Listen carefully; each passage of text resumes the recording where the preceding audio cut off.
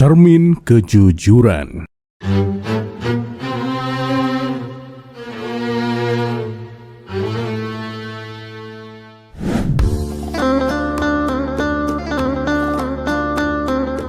Assalamualaikum warahmatullahi wabarakatuh. Semoga semua kebaikan terlimpah kepada kita semua. Amin ya rabbal alamin. Pada suatu hari, Baginda Raja mengadakan lawatan ke negeri tetangga. Di sana, ia disambut hangat oleh raja yang berkuasa di negeri tersebut. Setelah beberapa hari menetap, Baginda Raja pun akhirnya pulang ke negeri Baghdad. Sebelum kedua raja itu berpisah, Baginda Raja diberi cenderamata berupa cermin ajaib. Konon, cermin tersebut bisa memperlihatkan kebenaran kepada siapapun yang melihatnya. Dan dengan senang hati, Baginda Raja menerimanya dan membawanya pulang ke istana. Ketika Baginda Raja telah kembali ke Baghdad, ia menyuruh pengawal untuk memanggil Abu Nawas. Dan singkat cerita, datanglah Abu Nawas ke istana menghadap Baginda Raja. "Ada gerangan apa Paduka memanggil hamba?" tanya Abu Nawas. "Begini Abu Nawas, ketika aku berkunjung ke negeri tetangga, aku diberi hadiah sebuah cermin ajaib. Nah, tugasmu adalah menjaga cermin tersebut," kata Baginda Raja. "Cermin ajaib? Memangnya kehebatan cermin itu apa Paduka?" tanya Abu Nawas penasaran. "Konon cermin itu bisa memperlihatkan kebenaran kepada siapapun yang memandangnya," jawab Baginda Raja. "Betulkah Paduka? Kalau Paduka tidak keberatan, izinkan hamba memandang cermin itu Paduka," pinta Abu Nawas. "Kalau kamu melihatnya sekarang, tidak akan nampak keajaibannya Abu Nawas. Karena cermin itu hanya menampakkan kehebatannya pada waktu-waktu tertentu, yaitu tepat di pertengahan malam," terang Baginda Raja. "Oh, begitu ya Paduka. Baiklah Paduka, mulai nanti malam hamba siap menjaga cermin ajaib itu," timpal Abu Nawas. "Bagus, jaga cermin itu baik-baik Abu Nawas, karena nanti tengah malam aku akan menggunakannya," tutur Baginda Raja. Maka diantarlah Abu Nawas menuju salah satu ruangan di dalam istana tempat cermin itu disimpan. Cermin tersebut berdiri kokoh dan ditutupi tirai kelambu. Ketika ruangan sudah sepi, Abu Nawas mengamatinya dengan seksama. Ia pun semakin penasaran, dan tanpa pikir panjang, ia menyibak tirai kelambu yang menutupi cermin ajaib itu. Nampaklah bayangan dirinya di dalam cermin. "Sepertinya ini hanya cermin biasa, tak ada istimewanya sama sekali," pikir Abu Nawas. Saat ia sedang serius mengamati cermin, tiba-tiba terbesit sebuah ide konyol. Ia mengambil kuas dan melukis wajahnya sendiri dan para menteri yang sedang tertawa di permukaan cermin tersebut. Sesudah selesai, ia menutup kembali cermin itu dengan tirai kelambunya. Ketika waktu tengah malam tiba, datanglah Baginda Raja bermaksud menggunakan cermin ajaib tersebut. Ia ingin melihat keajaiban cermin itu. Namun saat tirai kelambu disibakkan, Baginda Raja terkejut bukan main melihat gambar Abu Nawas dan para menteri yang seolah-olah sedang menertawakannya. Hal ini membuat Baginda Raja merasa marah sekaligus bingung. Ia pun langsung memanggil Abu Nawas dan bertanya tentang kejadian tersebut. "Wahai Abu Nawas, mengapa yang nampak di cermin itu sesuatu yang mengerikan?" kata Baginda Raja. "Memangnya apa yang Paduka lihat? Apakah setan yang menakutkan?" tanya Abu Nawas berpura-pura tidak tahu. "Bukan Abu Nawas, tapi ini lebih mengerikan," jawab Baginda Raja. "Paduka, apapun yang Paduka lihat, yang pasti cermin tersebut telah memperlihatkan kebenarannya Paduka," balas Abu Nawas. Karena takut kebenaran itu benar-benar terjadi, Baginda Raja langsung menghancurkan cermin yang dianggapnya ajaib itu. Sementara itu, Abu Nawas hanya tertawa geli melihatnya. Dari ulah konyolnya kali ini, Abu Nawas sebenarnya hanya ingin memberi pesan bahwa Baginda Raja jangan terlalu cepat percaya pada hal-hal yang seperti itu.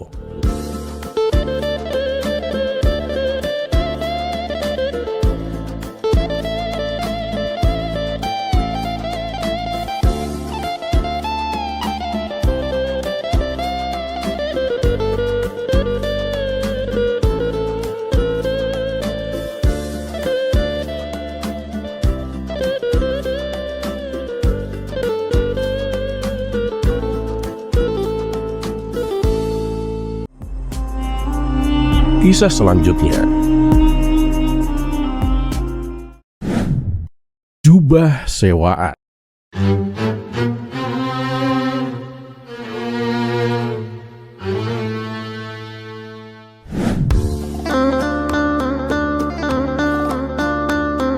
Pada suatu hari, Abu Nawas main ke rumah temannya yang berada di luar kota. Temannya itu bernama Hasan. Mereka adalah dua sahabat karib yang sama-sama lucu dan sama-sama cerdik. Sehingga ketika Abu Nawas berada di rumah Hasan, ia sering kali dikerjai. "Hei Abu Nawas, kamu suka daging sapi atau daging kambing?" tanya Hasan. Mendengar itu, Abu Nawas mengira ia akan disuguhi makanan dan diminta untuk memilih salah satunya. "Terserah kamu sajalah, kambing saya suka, sapi saya juga suka," jawab Abu Nawas. "Tidak bisa gitu dong Abu Nawas, kamu harus milih salah satunya," ujar Hasan. "Ya sudahlah, aku suka daging sapi," balas Abu Nawas. "Wah, berarti kita sama dong, aku juga suka daging sapi," tutur Hasan. Setelah lama mengobrol, Abu Nawas mulai lapar dan tak kuasa untuk menahannya. "Hei Hasan, mana makanan daging sapinya? Aku sudah lapar sekali ini," ucap Abu Nawas. "Makanan daging sapi? Daging sapi apa Abu Nawas?" tanya Hasan pura-pura bingung. "Tadi kan kamu nanya, aku suka daging sapi apa daging kambing?" kata Abu Nawas.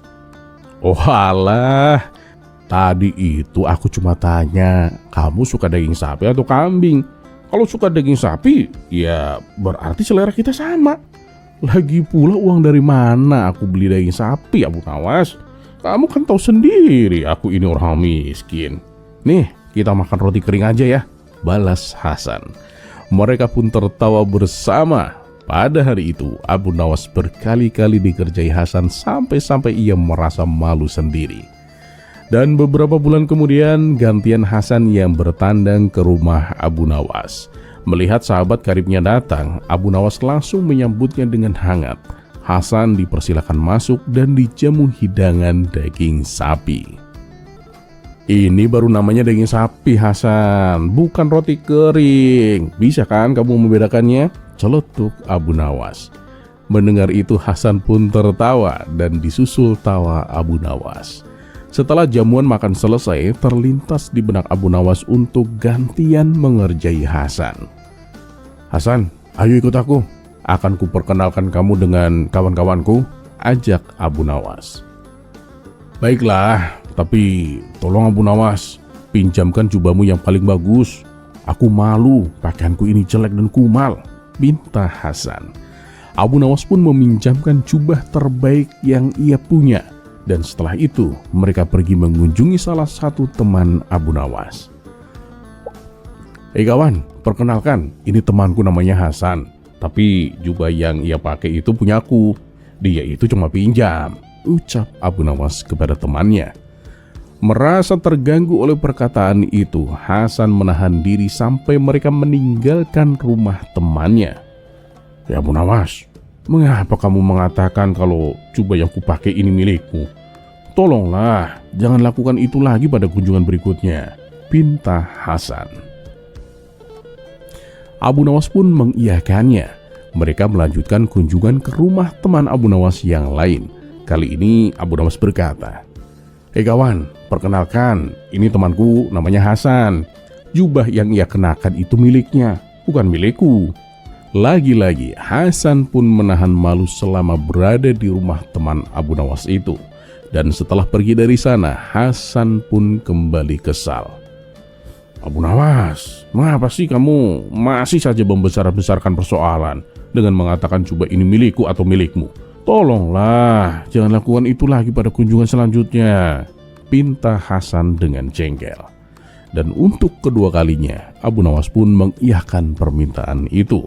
Pada kunjungan berikutnya, mereka sampai di rumah teman Abu Nawas yang lain. Abu Nawas pun berkata, kawan, perkenalkan, ini temanku namanya Hasan. Dan aku tak pernah mengatakan apapun soal jubah yang ia pakai. Apakah itu miliknya atau milikku?" Mendengar itu, Hasan pun langsung lari meninggalkan Abu Nawas. Sementara Abu Nawas hanya tertawa terpinggal-pinggal melihat reaksi sahabatnya itu.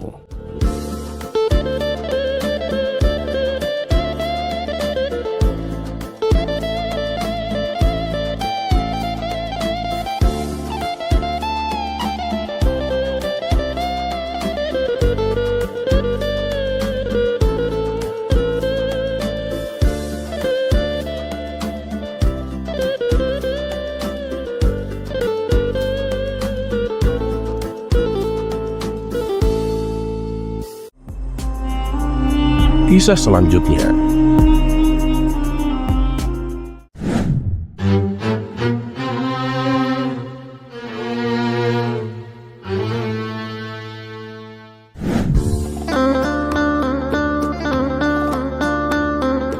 Alkisah, ada seorang menteri istana yang sering mengunjungi madrasah-madrasah tempat di mana anak-anak menimba ilmu. Namun, ia membuat Abu Nawas tidak suka. Setiap kali sang menteri berkunjung, ia selalu mengajari anak-anak tentang politik. Menurut Abu Nawas, belum saatnya anak-anak mengetahui hal itu. Yang terpenting adalah memperdalam ilmu agama. Hingga pada suatu hari, madrasah tempat Abu Nawas mengajar didatangi oleh menteri istana tersebut.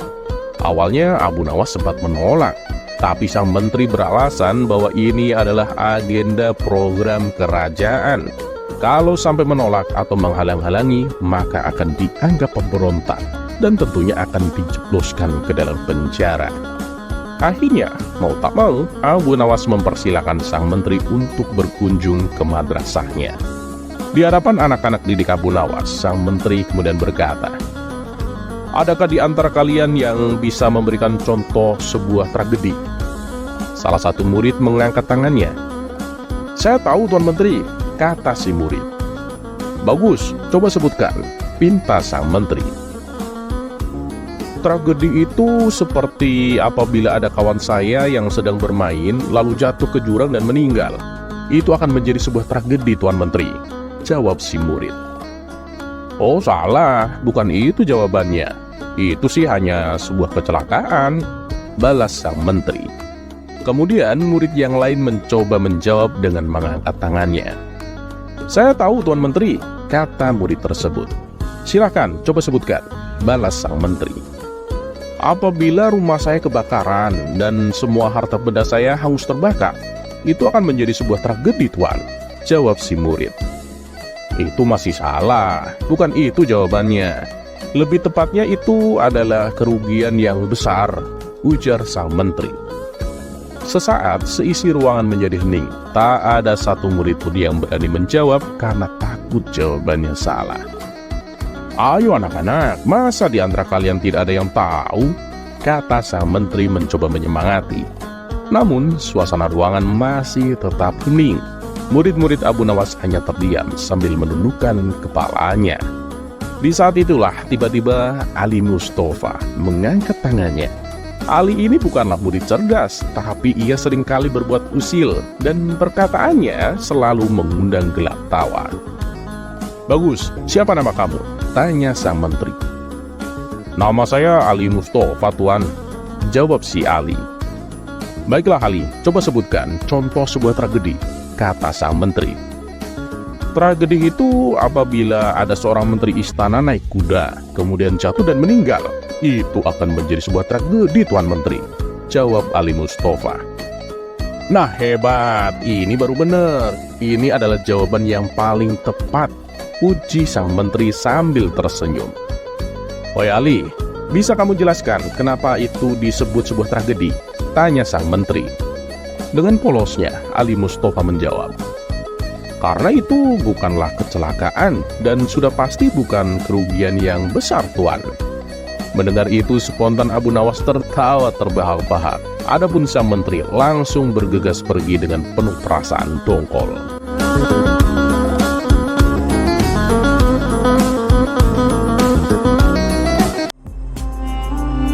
Kisah selanjutnya.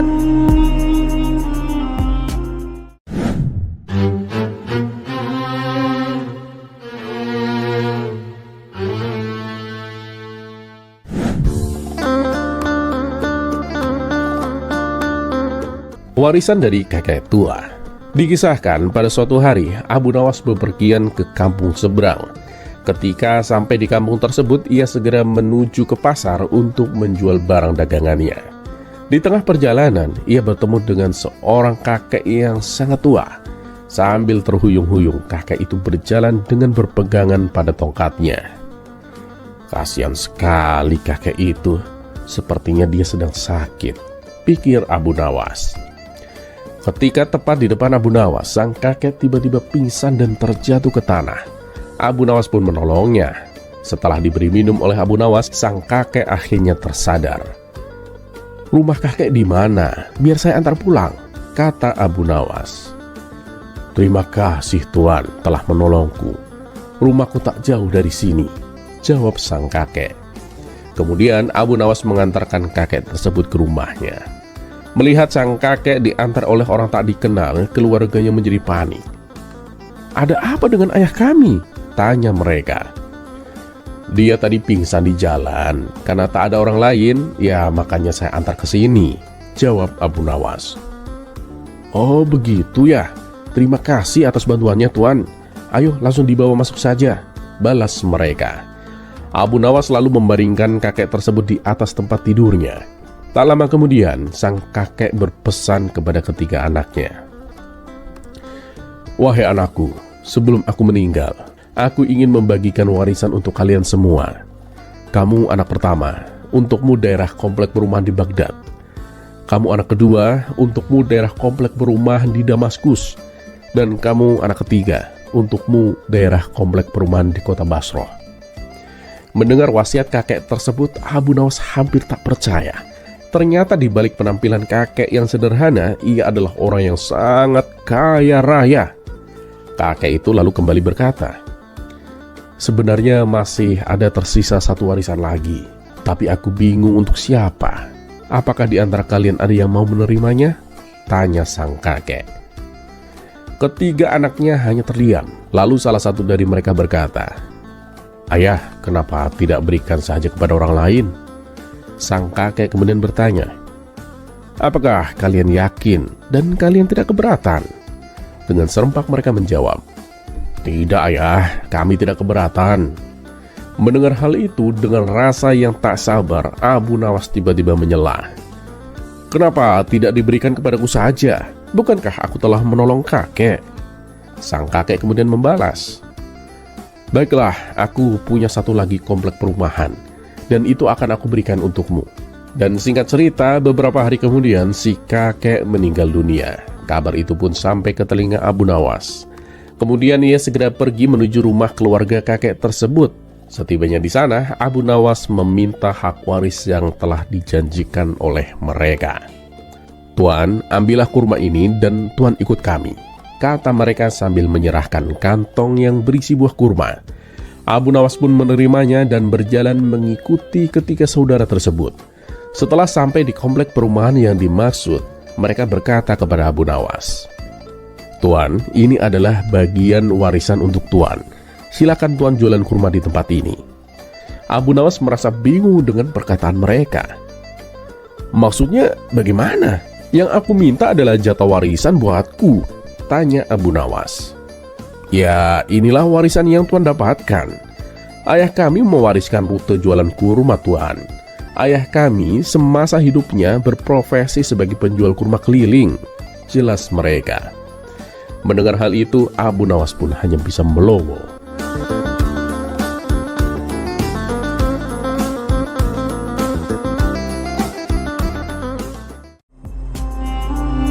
Kisah selanjutnya.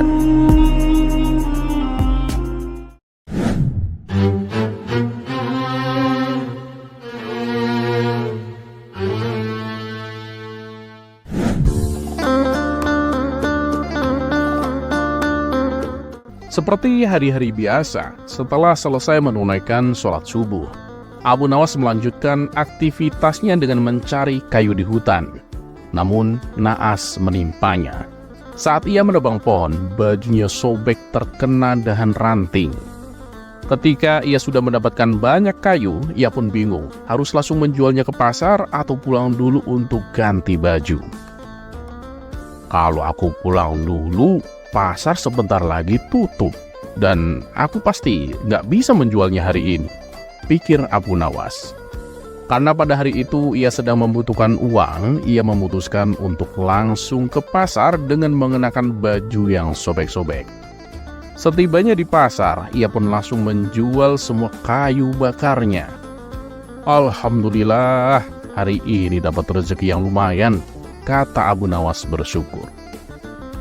Kayaknya istirahat dulu enak nih, badanku rasanya capek sekali, kata Abu Nawas dalam hati.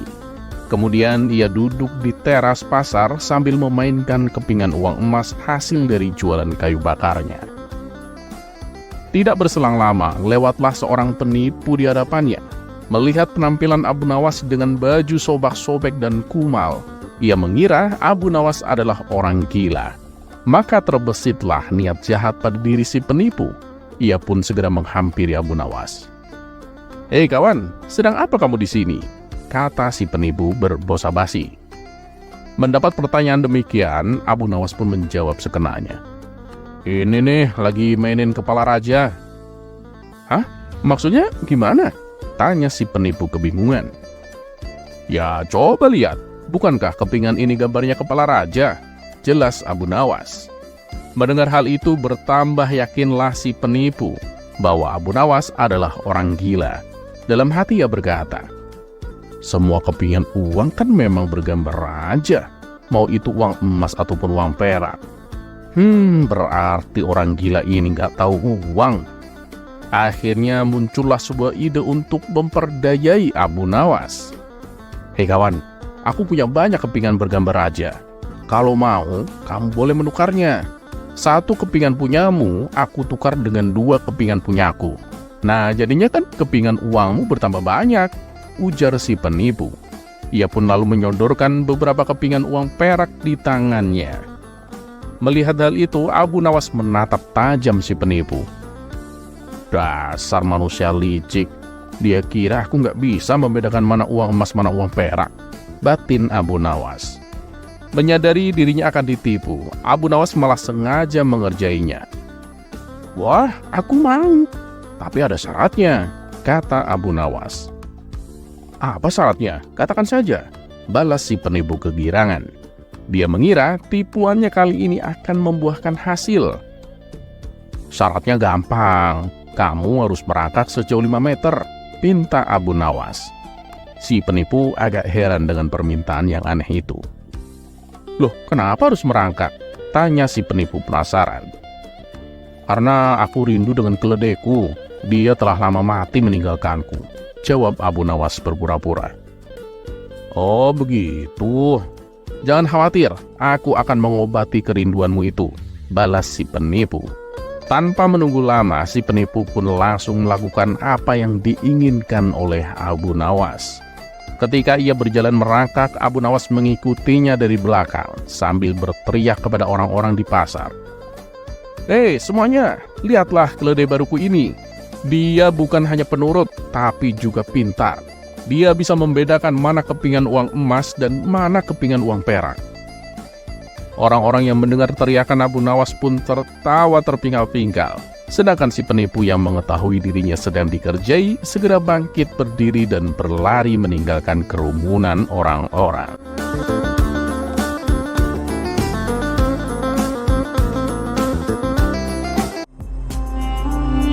Kisah selanjutnya.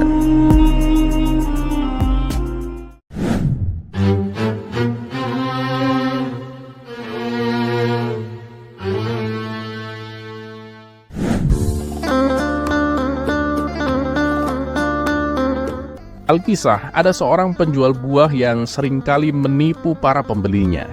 Namun, ketika si pembeli komplain, penjual tersebut malah membentaknya dan menuduh si pembeli berbuat fitnah kepadanya. Perilaku si penjual buah ini membuat resah para warga. Mereka pun lalu mengadukannya kepada Abu Nawas. "Jadi berapa total kerugian yang kalian alami?" tanya Abu Nawas. Setelah satu persatu menyebutkan angkanya, ternyata jumlah totalnya 100 dinar. "Ya sudah, nanti dia akan aku beri pelajaran dan akan aku kembalikan uang kalian," kata Abu Nawas. Dan satu hal yang Abu Nawas ketahui tentang si penjual itu, bahwa dia adalah orang yang tidak suka diremehkan, apalagi masalah uang. Singkat cerita, pada keesokan harinya, Abu Nawas membawa buah labu ke pasar. Saat melintas di depan si penjual buah, Abu Nawas langsung dipanggilnya. "Hei Abu Nawas, kamu mau jual buah labu itu? Sini aku bayar. Kebetulan sekali persediaan buah labuku sedang kehabisan," kata si penjual buah. "Baiklah, tapi kayaknya kamu tidak akan mampu membelinya deh," balas Abu Nawas. Merasa direndahkan oleh Abu Nawas, si penjual itu pun menjadi jengkel. "Sebut saja, berapa harganya?" tanya si penjual dengan emosi. "Ya murah sih, cuma 100 dinar, jawab Abu Nawas. "Gila, mana ada labu harganya mahal begitu?" timpal si penjual. "Tuh kan, sudah aku bilang, kamu itu tak akan mampu membelinya," sahut Abu Nawas. "Wah, jangan menghina kamu Abu Nawas. Aku bukan gak mampu, tapi harganya itu loh, gak wajar," kata si penjual. "Gak wajar gimana? Ini itu bukan labu sembarangan, ini labu sakti. Siapapun yang memiliki labu ini akan memberikan kekayaan yang tak terhingga," jelas Abu Nawas. Si penjual buah sejenak terdiam. "Mana ada labu bisa memberikan kekayaan? Gak percaya aku," pikir si penjual buah. Tapi karena masih penasaran, ia pun bersedia membeli labu tersebut. Setelah si penjual pulang, ia pun memotong buah labunya menjadi 2 bagian. "Wah, kurang ajar. Ini sih cuma labu biasa. Ketipu Abu Nawas ini," kata si penjual merasa geram. Kemudian ia langsung mendatangi Abu Nawas untuk meminta penjelasannya. "Abu Nawas, kamu telah menipuku. Kembalikan uangku. Kamu bilang ini labu ajaib. Ternyata hanya buah labu biasa," bentak si penjual buah. Tapi dengan entengnya Abu Nawas menjawab, "Bener kok itu labu ajaib. Coba pikir, kamu mau membelinya dengan harga yang mahal hanya sekedar untuk memastikan kebenarannya? Ya tentu sajalah, itu wajar. Pokoknya sekarang kembalikan uangku," pinta si penjual buah. "Weh, ya nggak bisa dong. Uangmu sudah nggak ada padaku. Uangmu sudah aku berikan kepada para pembeli yang telah kamu tipu. Mau apa kamu?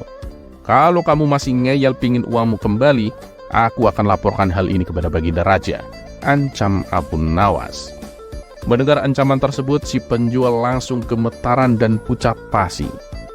"Waduh, jangan dong Abu Nawas. Ya sudahlah, aku nggak lagi menginginkan uangku," kata si penjual ketakutan. Akhirnya, berkat akal cerdik Abu Nawas, uang para pembeli yang telah ditipu berhasil dikembalikan.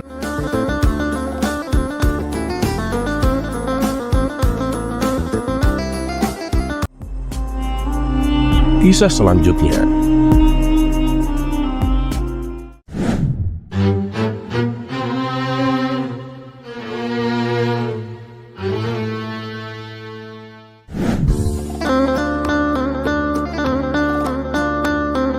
Pada suatu pagi yang cerah di kota Baghdad, Abu Nawas sedang duduk santai di kedai kopi favoritnya.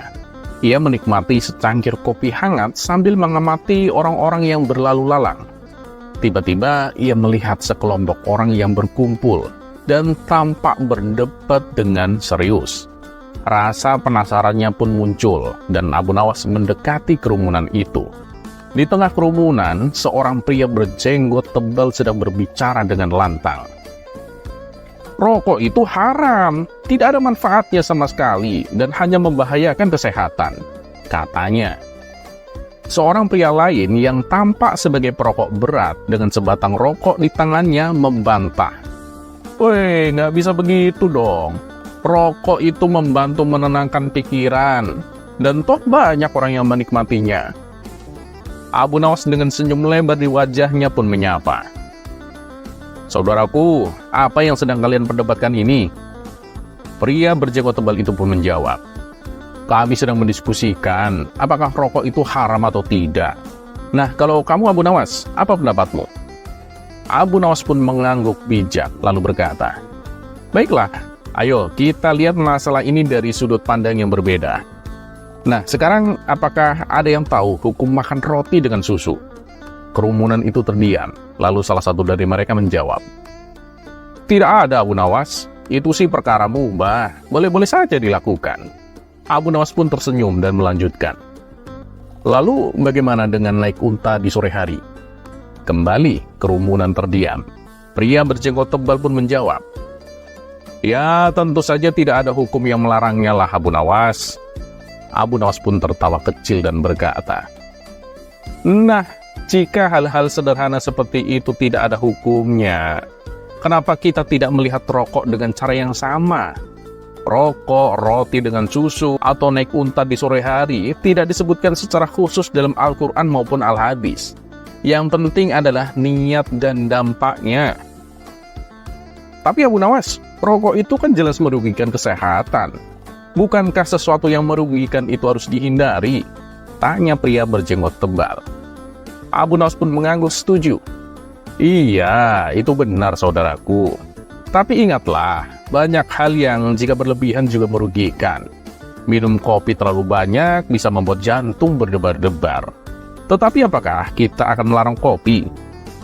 Pria perokok yang tadi berdebat tersenyum lebar karena merasa didukung oleh Abu Nawas. "Tuh, lihat, Abu Nawas saja setuju denganku."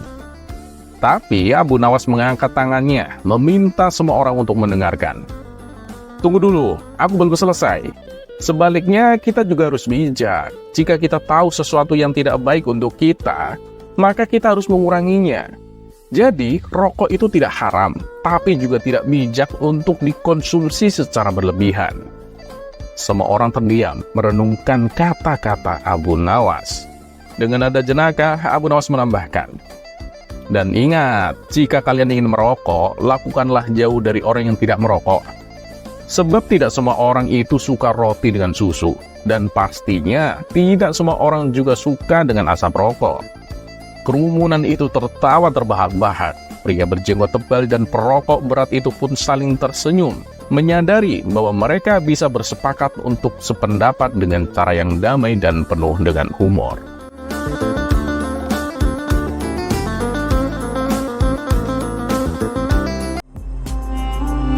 Kisah selanjutnya.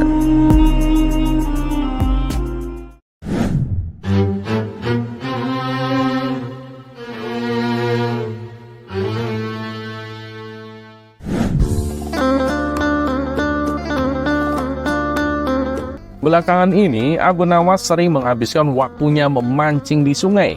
Ternyata, hobi barunya ini dapat menghasilkan uang yang lumayan banyak.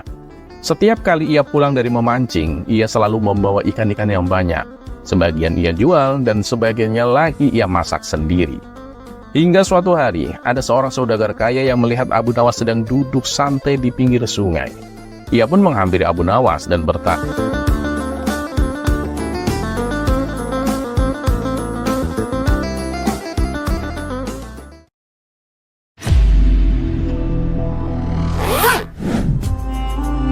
Kisah selanjutnya.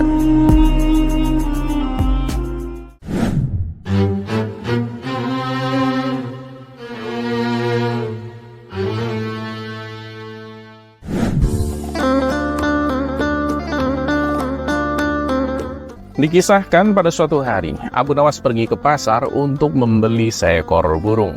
Dari sekian banyak penjual burung, ada salah satu penjual yang sepi pembeli. Karena kasihan, Abu Nawas pun menghampirinya. "Burung apa yang kamu jual?" tanya Abu Nawas. "Burung beo, Tuan," jawab si penjual. "Berapa harganya?" tanya Abu Nawas kembali. "Murah, Tuan, cuma 100 dinar, jawab si penjual.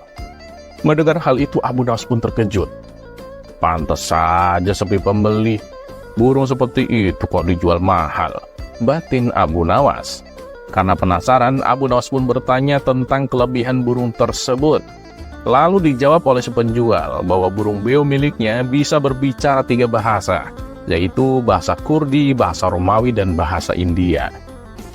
"Wah, luar biasa berarti burungmu ini. Aku belum pernah loh melihat ada burung beo sepintar itu," puji Abu Nawas. Ia pun merasa tertarik dan segera membelinya. Tapi begitu sampai di rumah, burung beo tersebut tidak bisa berbicara sama sekali. Wah, kurang ajar, aku kena tipu ini, pikir Abu Nawas. Keesokan harinya dengan wajah kecewa, Abu Nawas pun kembali menemui si penjual burung. Yang benar kamu kalau jualan, jangan menipu dong. Seharian burung beo ini hanya terdiam. Jangankan bicara 3 bahasa, bicara biasa saja nggak bisa, kata Abu Nawas dengan kesal. Si penjual tersenyum dan menjawab, "Oh, saya lupa kasih tahu, Tuan. Burung ini memang sangat pendiam, Tuan. Tapi dia sangat pintar. Dia kan di sini baru beberapa hari. Ya, jadi mungkin dia masih bingung dengan bahasa Arab. Cobalah ajak dia bicara bahasa kita. Siapa tahu dia memang sedang belajar bahasa baru," ujarnya. Mendengar jawaban tersebut, Abu Nawas pun tak habis pikir.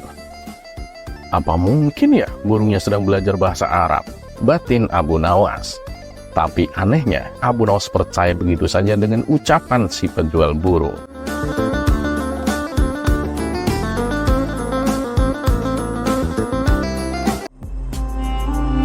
Kisah selanjutnya.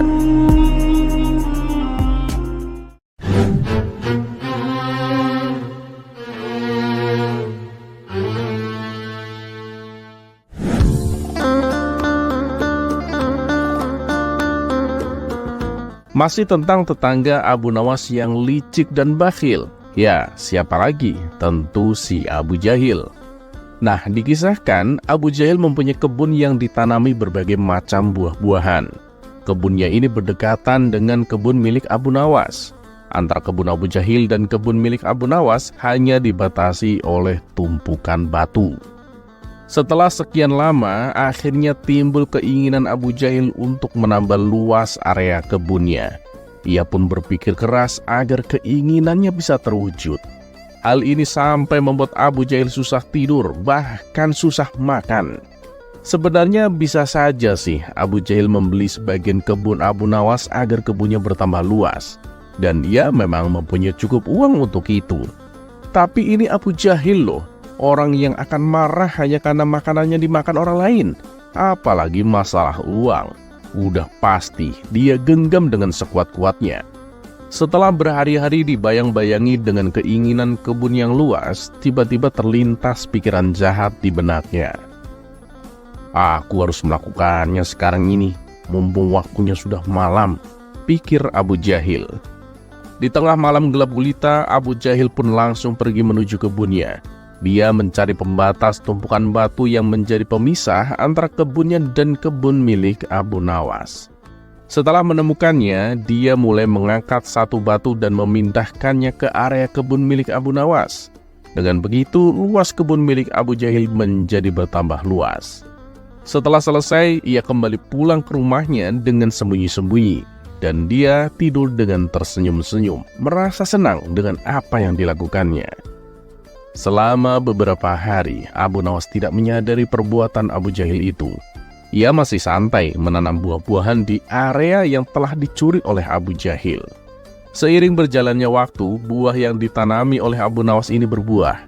Buahnya besar-besar dan segar. Melihat hal itu, Abu Jahil senang bukan kepalang. Dia pun segera memanen tanaman buah tersebut. Tidak berapa lama datanglah Abu Nawas. Ia sangat terkejut melihat Abu Jahil memanen tanaman buah miliknya. "Hei Abu Jahil, apa yang kamu lakukan?" seru Abu Nawas. "Ya lagi manen buah di kebunku lah," jawab Abu Jahil. "Apa kau bilang? Ini itu masih area kebunku Abu Jahil," balas Abu Nawas. "Hei Abu Nawas, ngigo kamu ya? Coba kau lihat tuh batu pembatasnya," tantang Abu Jahil. Sejenak Abu Nawas terdiam. "Loh, kenapa tumpukan batunya bisa pindah ya? Atau aku yang kurang teliti?"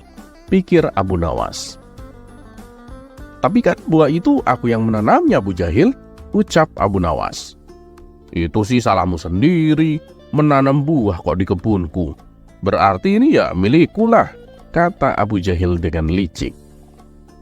"Wah, ini pasti ada yang gak beres," kata Abu Nawas dalam hati. "Hei Abu Jahil, kamu pasti memindahkan tumpukan batu pembatas itu kan?" tanya Abu Nawas geram. "Weh, jangan fitnah kamu. Aku bisa mengadukanmu ke Tuan Hakim," balas Abu Jahil menggertak. "Ayo, siapa takut? Kita selesaikan masalah ini di depan Tuan Hakim," timpal Abu Nawas. Maka keduanya pun menghadap Tuan Hakim. Di hadapan Tuan Hakim, antara Abu Nawas dan Abu Jahil saling mengadukan masalahnya. Setelah mendengar penuturan dari kedua belah pihak, Tuan Hakim berkata, "Jujur saja, aku sangat bingung siapa di antara kalian yang benar. Tapi sepertinya aku lebih mempercayai Abu Jahil." Wow, tunggu Tuan Hakim. Kenapa Anda begitu mudah memutuskan hal ini? Anda ini kan hakim yang terkenal bijak. Harusnya Anda lebih berhati-hati dalam memutuskan, nggak terburu-buru seperti ini, balas Abu Nawas gak terima. "Sudahlah Abu Nawas, terima saja keputusan hakim. Toh area kebunmu juga masih luas," ucap Abu Jahil. "Enak saja kamu bicara. Kamu telah mencuri lahanku. Kamu sengaja memindahkan tumpukan batu yang menjadi pembatas," kata Abu Nawas. Sudah, diam kalian semua. Apa yang akan aku putuskan tidak bisa diganggu-gugat. Dan keputusanku, tanah yang kamu tanami buah adalah milik Abu Jahil, kata Tuan Hakim memutuskan. Mendengar hal itu, Abu Jahil senang bukan kepalang. "Terima kasih Tuan Hakim. Anda ini memang hakim yang paling bijak yang pernah aku kenal," sahut Abu Jahil. Sementara Abu Nawas hanya bisa pasrah menerima keputusan tersebut. "Wah, asik nih. Sekarang aku punya kebun luas daripada Abu Nawas," batin Abu Jahil kegirangan. "Oh ya Abu Jahil, berapa luas kebunmu?" tanya Tuan Hakim. "Adalah 1,5 hektar Tuan Hakim," jawab Abu Jahil. "Kalau kamu Abu Nawas, berapa luas kebunmu?" tanya Tuan Hakim kembali. "Sebenarnya luas kebunku 1,5 hektar Tuan Hakim. Tapi ya karena setengahnya dicuri oleh Abu Jahil, luasnya jadi tinggal 1 hektar, jawab Abu Nawas. Nah, kalian tahu nggak kenapa aku tanya luas kebun kalian? Jadi kemarin aku mendapat surat langsung dari Baginda Raja. Beliau memerintahkan kepadaku, barang siapa yang mempunyai kebun luasnya lebih dari 1 hektar, maka akan disita negara beserta isinya. Dan siapa saja yang menentang peraturan ini akan dihukum mati. Baginda Raja terpaksa melakukan hal ini karena kondisi keuangan negara yang sedang kritis, kata Tuan Hakim menjelaskan. Seketika raut wajah Abu Jahil yang tadinya ceria mendadak berubah menjadi terkejut. Waduh, celaka ini. Aku akan kehilangan kebunku kalau begini ceritanya, pikir Abu Jahil ketakutan. Tuan Hakim, maaf Tuan. Sebenarnya luas kebunku itu hanya 1 hektar, tutur Abu Jahil. Loh, tadi kamu bilang 1,5 hektar. Kok sekarang bilangnya 1 hektar? Kamu jangan main-main Abu Jahil, kata Tuan Hakim. Iya Tuan Hakim, aku berani bersumpah. Kebunku itu memang luasnya 1 hektar Tuan Hakim. 1/2 hektarnya itu milik Abu Nawas.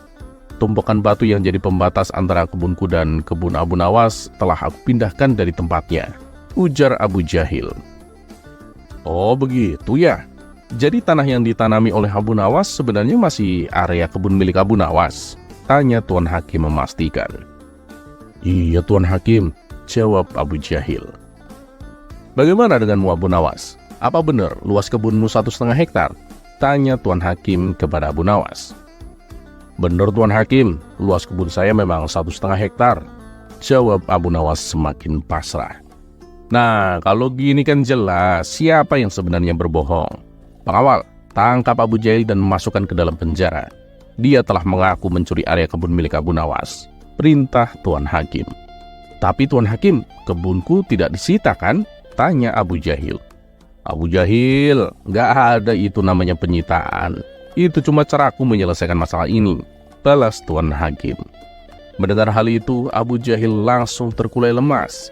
Sementara Abu Nawas tersenyum bahagia karena ia bisa mendapatkan kembali luas kebunnya.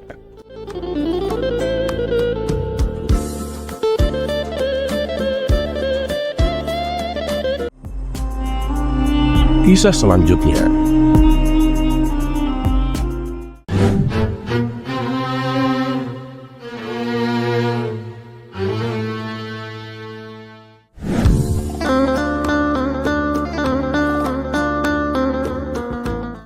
Untuk kesekian kalinya, Baginda Raja ingin kembali menguji kecerdasan Abu Nawas.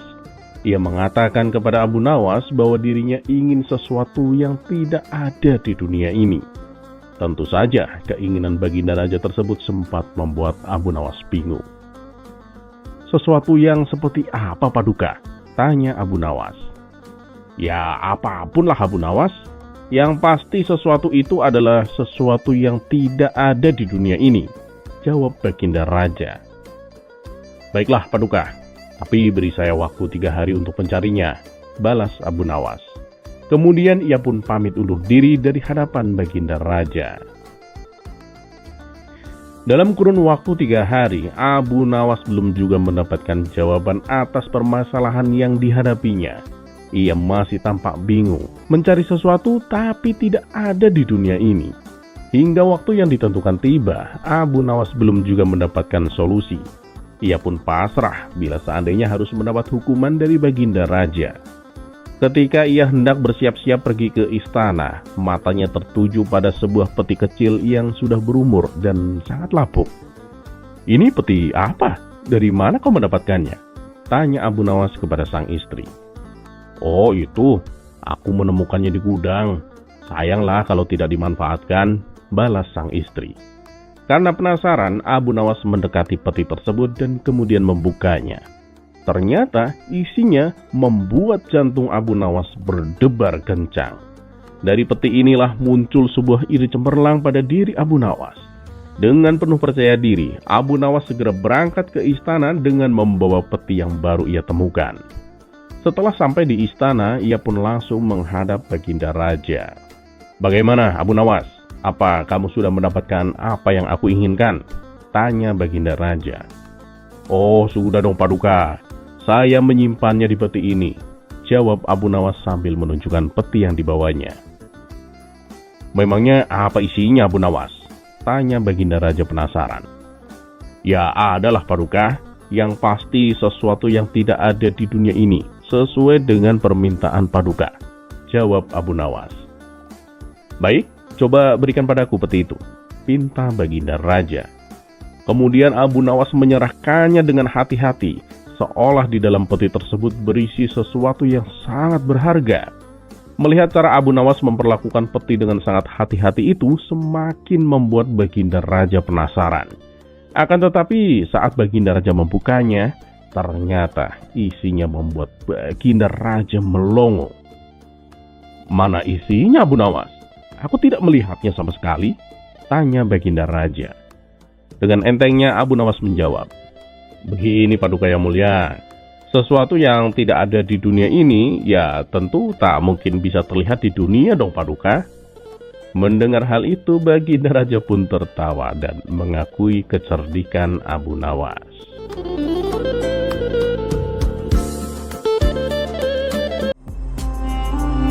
Kisah selanjutnya.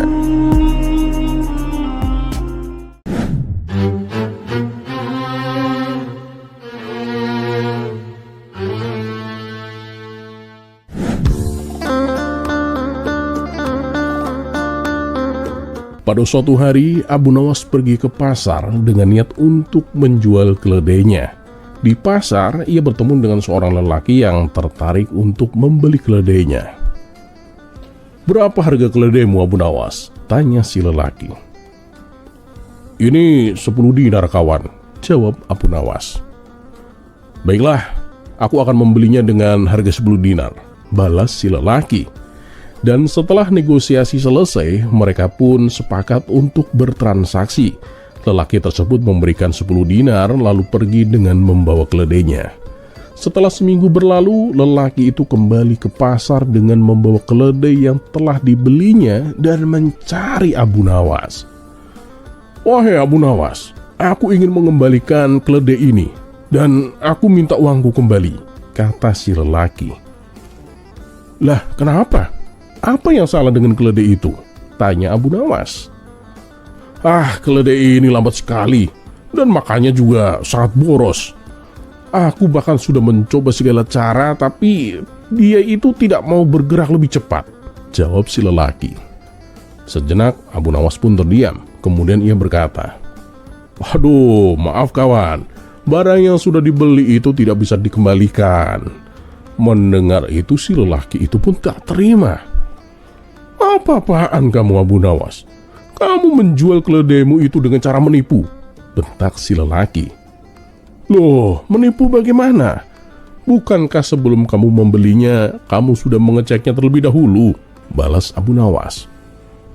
Ya, benar. Tapi kamu tidak mengatakan bahwa keledaimu ini jalannya sangat lambat dan makanya juga sangat boros, ujar si lelaki kesal. Ya, keledai kan memang begitu. Tapi tenang kawan, aku punya ide, kata Abu Nawas. Apa idemu? Tanya si lelaki. Begini kawan, kalau kamu memang merasa 10 dinar itu terlalu mahal, baiklah, aku akan jual keledainya ini dengan harga 7 dinar saja kepadamu. Dan lagian uang yang 10 dinar kemarin tinggal 5 dinar kawan. Nah, jadi aku hanya mengembalikan 3 dinar kepadamu. Bagaimana? Ya sudahlah, aku setuju. Mana 3 dinarku? Balas si lelaki.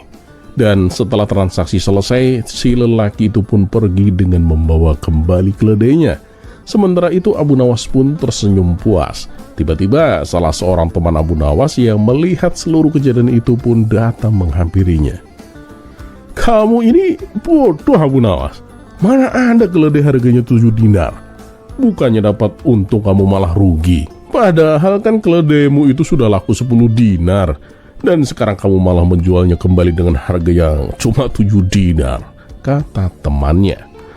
Dengan entengnya Abu Nawas pun membalas. Kamu kalau misalkan tahu, dalam seminggu aku tuh menghabiskan 5 dinar untuk membeli makan untuk si keledai. Ya anggap saja dalam seminggu kemarin aku menitipkan keledai itu kepada si lelaki itu.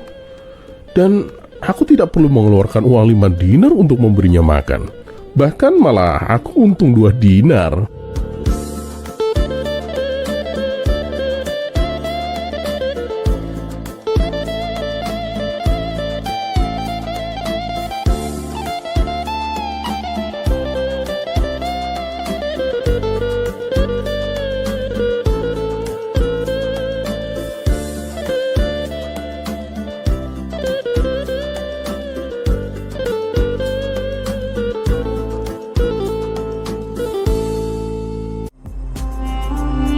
Kisah selanjutnya.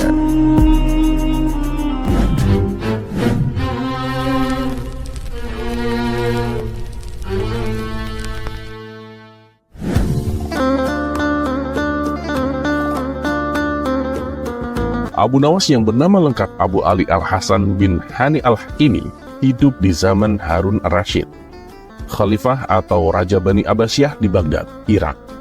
Ia merupakan tokoh sufi yang cerdik dan cerdas. Tak aneh jika ia banyak akal. Karena kecerdasan dan kecerdikannya itu, Abu Nawas dekat dengan Raja Harun Ar-Rasyid. Tidak sedikit pikiran nyelenehnya selalu membuat kagum sang raja. Baginda Raja Harun Ar-Rasyid lagi-lagi memberikan misi mustahil kepada Abu Nawas. Ia tak bosan-bosannya mengetes kecerdikan Abu Nawas. Raja Harun Ar-Rasyid kembali mengajukan sesuatu yang tak wajar, yaitu pergi ke bulan untuk melakukan penyelidikan. Padahal pada zaman itu jelas-jelas belum ada teknologi canggih dan mutakhir untuk menuju ke sana. Raja Harun Ar-Rasyid kembali memerintahkan Abu Nawas untuk melakukan penyelidikan tersebut. Jadi sudah pasti jelas jika misi itu hanya untuk menguji Abu Nawas. Abu Nawas, aku perintahkan kamu pergi ke bulan untuk melakukan penyelidikan. Aku sangat penasaran, apakah di bulan itu ada manusia seperti kita atau ada apa di sana? Tutur baginda raja. Pergi ke bulan, Paduka? Tanya Abu Nawas dengan ekspresi wajah heran. Iya, ke bulan. Aku tahu kamu itu manusia yang paling pintar di Baghdad. Dan kamu harus bisa menjalankan perintahku untuk pergi ke bulan.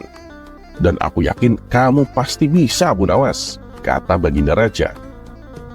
Sejenak Abu Nawas terdiam. Dalam hatinya bergumam mengumpat keinginan aneh rajanya itu. Tapi yang sedang kita saksikan ini Abu Nawas. Dengan cepat ia pun langsung mendapatkan ide untuk melaksanakan titah aneh rajanya itu. Abu Nawas pun menyanggupinya. "Siap Paduka yang mulia. Hamba akan pergi ke sana besok sore Paduka," jawab Abu Nawas. Baginda Raja pun terkejut. Ia tak menyangka bahwa Abu Nawas menyanggupi tantangan yang ia berikan itu. Lalu Raja Harun ar-Rasyid bertanya, "Terus dari mana kamu akan pergi?" "Hamba akan pergi ke bulan dari rumah Paduka," jawab Abu Nawas. "Baiklah, besok aku akan ke sana untuk melihat kamu pergi ke bulan," kata Baginda Raja. Dan malam itu, Baginda Raja beserta menterinya pergi ke rumah Abu Nawas.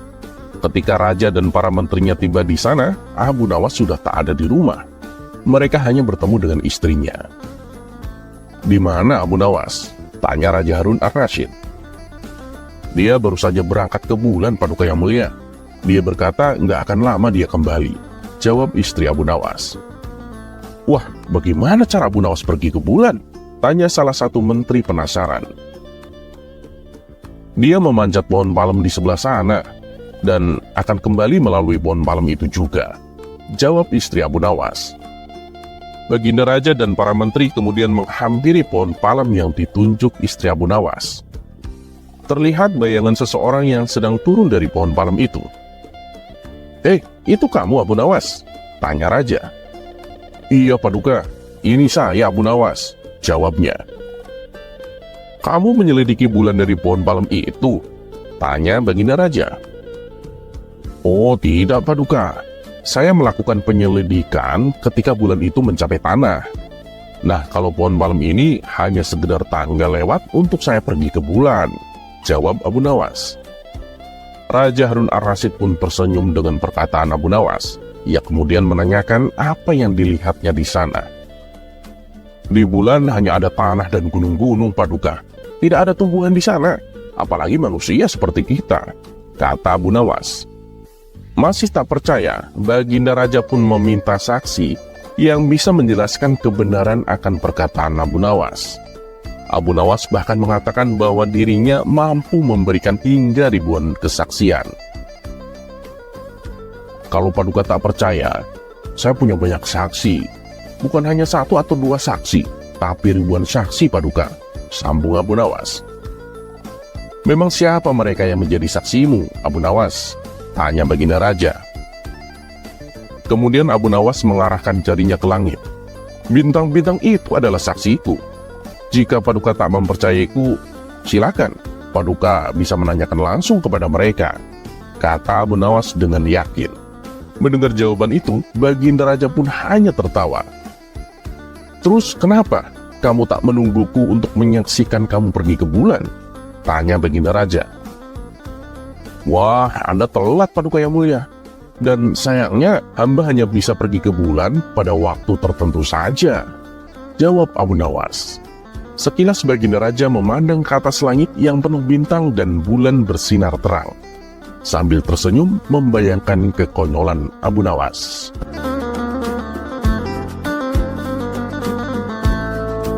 Terlepas apakah cerita ini adalah cerita fiksi atau kenyataan, karena hikmah adalah barang hilang seorang muslim. Di mana ia menemukannya, maka ia berhak mengambilnya. Dan satu yang harus selalu kita tahu, bahwa Allah Subhanahu wa Ta'ala tidak pernah menjanjikan bahwa langit itu selalu biru, bunga selalu mekar, dan mentari selalu bersinar. Tapi ketahuilah bahwa Dia selalu memberi pelangi di setiap badai, senyum di setiap air mata, berkah di setiap cobaan, dan jawaban di setiap doa. Dan seperti biasa, terima kasih. Wassalamualaikum warahmatullahi wabarakatuh.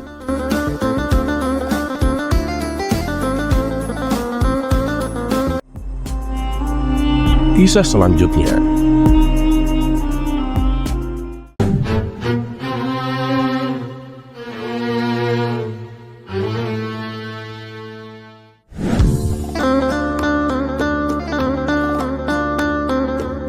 Pada suatu hari, Baginda Raja memanggil Abu Nawas ke istana. Baginda Raja merasa perlu melakukan sesuatu yang bermanfaat untuk rakyatnya, terutama bagi anak-anak yatim yang membutuhkan perhatian dan kasih sayang. Baginda Raja percaya bahwa Abu Nawas dapat membantu mewujudkan ide ini. Abu Nawas, aku ingin mengadakan kegiatan santunan untuk anak-anak yatim di kerajaan kita. Aku ingin mereka merasa dihargai dan dicintai. Apa yang harus kita lakukan untuk membuat acara ini lebih berkesan, Abu Nawas?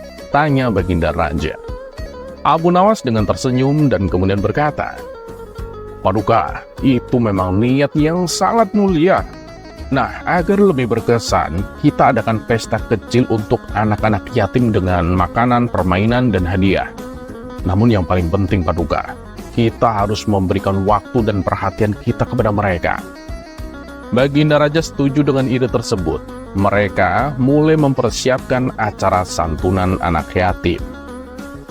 Mereka mengundang semua anak yatim di kerajaan dan menyediakan makanan enak, permainan seru, dan hadiah-hadiah yang menarik. Hari yang dinanti pun tiba. Istana dipenuhi oleh tawa dan keceriaan anak-anak yatim.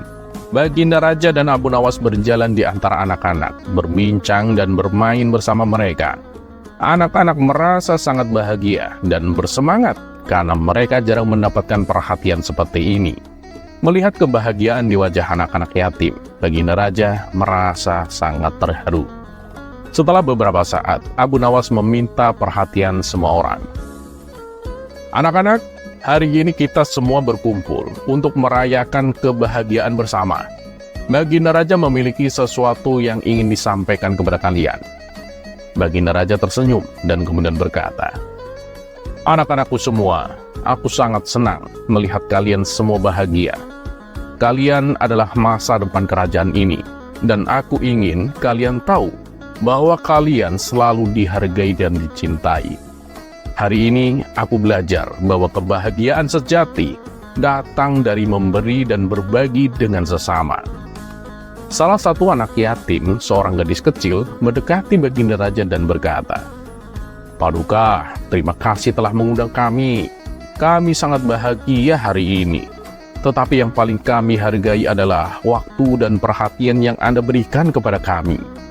Mendengar kata-kata gadis tersebut, Baginda Raja pun merasa sangat terharu. Dia menyadari bahwa makna sejati dari memberi bukanlah sekedar memberikan materi, tetapi juga memberikan waktu dan perhatian kepada mereka yang membutuhkan. Abu Nawas kemudian berkata, Paduka, kebahagiaan yang kita rasakan hari ini adalah bukti bahwa kebaikan dan kasih sayang adalah hadiah terbaik yang bisa kita berikan. Anak-anak ini mungkin tidak memiliki banyak materi, tetapi mereka memiliki hati yang besar dan penuh kasih sayang. Acara santunan tersebut berakhir dengan penuh kebahagiaan. Anak-anak pulang dengan hati yang gembira dan penuh harapan. Baginda Raja dan Abu Nawas duduk bersama, merenungkan apa yang telah mereka pelajari hari ini. Abu Nawas, aku sangat berterima kasih atas bantuanmu. Hari ini aku belajar bahwa memberikan perhatian dan kasih sayang adalah hal yang paling penting dalam hidup ini, kata Baginda Raja. Abu Nawas tersenyum dan kemudian menjawab, Ya, benar Paduka. Memberi adalah salah satu cara terbaik untuk menemukan kebahagiaan sejati. Ketika kita memberi dengan tulus, kita juga menerima kebahagiaan yang tidak ternilai harganya.